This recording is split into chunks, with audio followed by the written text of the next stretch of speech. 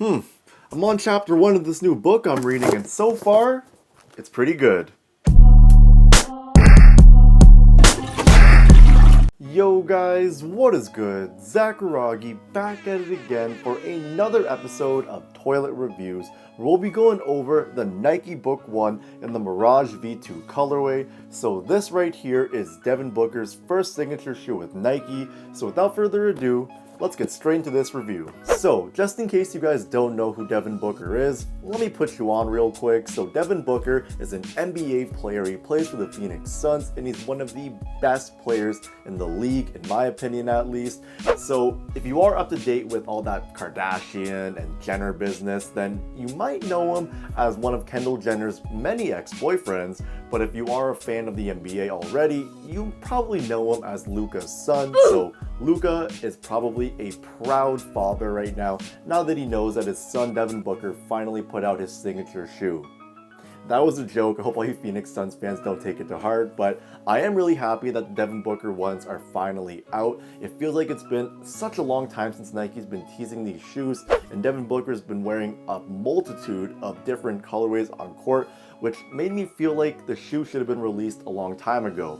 But they're out now and they retail for 140 bucks US, or if you're in Canada like me, it's gonna cost you 180 bucks. Now these shoes have been pretty polarizing within the sneaker community, with a lot of mixed reviews talking about this whole old school design the shoes have and how it's not only meant for on-court performance, but for off-court casual wear as well. And personally, I actually think I'm starting to like these more as a casual shoe as opposed to wearing these on court. I did have the chance to take these on court and they've been solid so far. I only have a couple complaints, but honestly, with how this colorway looks and how the materials look, it just looks much better styled up in my opinion. I'm sure that other colorways that are going to be coming out will look better for just on-court wear, but so far this Mirage V2 colorway is just a very versatile shoe that I feel like I can pull out to just any occasion, or I can be wearing these whenever, and if I ever need to just lace them up because someone's talking that talk, I gotta take care of business, then this is the shoe I want to have on my feet because it's the best of both worlds. But getting more into the shoes now, let's talk about the outsoles. So what we have here is a full-length translucent rubber that does feature a herringbone pattern, which I love because herringbone is my favorite traction pattern on a basketball shoe. It just works, guys, and it works well. So one thing I don't like right off the bat is that this shoe does feature translucent rubber. I haven't had the best history with translucent rubber, and in general, it just picks up a lot more dust than a typical solid rubber outsole, and it just doesn't age as well in my opinion, at least also. But one thing I do want to note is that being that this shoe is also meant for lifestyle casual wear, the rubber used on the shoes does actually feel a lot more durable. Like, the shoes don't feel very pliable here. It's kind of tough for me to move the rubber around, which is a good sign for all you outdoor hoopers out there. Now when it comes to the cushioning setup, what we have here is a full-length Cushlon 2.0 foam midsole, and then in the heel area we do have a Zoom Air unit. So this cushioning setup is more or less the same thing as the Nike Kobe 4 Protro cushioning setup, which is a shoe that Devin Booker has worn a lot in the past.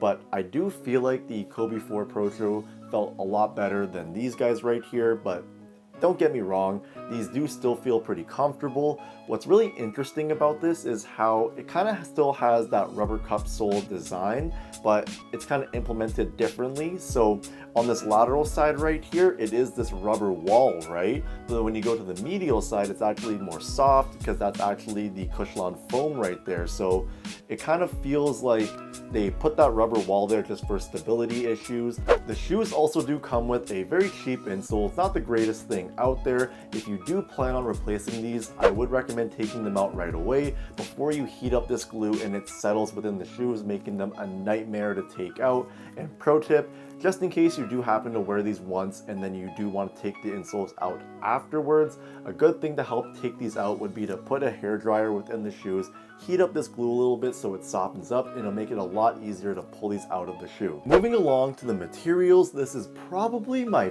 favorite feature of the shoes, because they look good and they feel good. The materials have a nice premium touch to them and they're just super comfortable on foot, guys. I think the main thing you'll notice about these is actually the leather that's featured on the toe box area. We do have a nice suede collar as well. Then on both side panels of the shoe, we do have some textile material for some added reinforcement. So right off the bat, the first thing I noticed when I put these on my feet is just how comfortable these are. Like the tongue is so thick and comfy and cushiony, as well as the collar area as well. Just an overall really comfortable experience, especially when you lace these up to go hoop in them.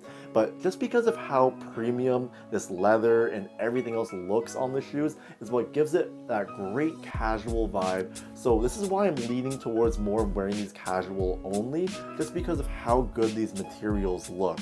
So when it comes to sizing, I would recommend going true to size if you are a narrow-footed or regular width-footed person.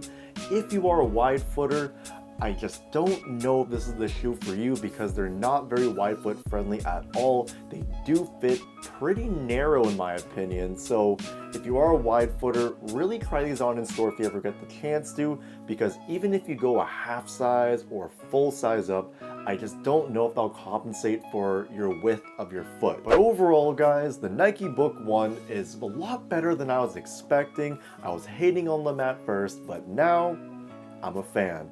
So I will have a performance review hopefully soon coming out for these, so stay tuned for that. But comment down below and let me know what you think about the shoes. Do you guys like them? Do you not like them? And if you've played in them, share your experience with everyone in the comments down below. So we're at that point in the video now. It's time for hashtag Zacharagi, what you rockin'. So for today, guys, I got one of the comfiest Nike shoes I've ever worn. So these are the Nike Zoom Vomero 5. I did do a video on these, so if you want to check that out, link will be up here. But man, if you haven't had the privilege, the pleasure of wearing a pair of these, you guys are missing out for sure. But that is it for today, guys. I appreciate all of you for watching. I'm signing out. Peace.